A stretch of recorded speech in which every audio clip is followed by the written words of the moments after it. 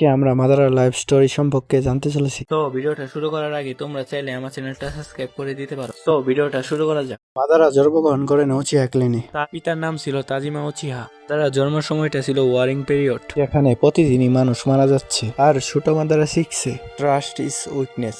Madara উচিহার 4 জন ভাই ছিল, তাদের নিজের চোখের সামনে একে একে হারাতে থাকে। শুধু বেঁচে থাকে একজন, ইজানা উচিহা। এর কারণেই তার ভিতরে জন্ম নেই ভয় আর ঘৃণা।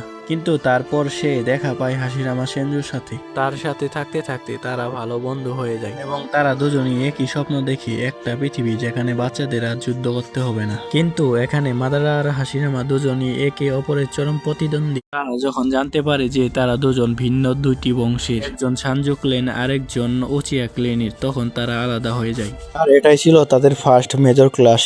শেষমেশ তারা দুজনে আবার মিল হয়ে কোনো ভিলেজ তৈরি করে, কিন্তু মাদারা কখনোই টাচ করতে পারেনি সিস্টেমকে।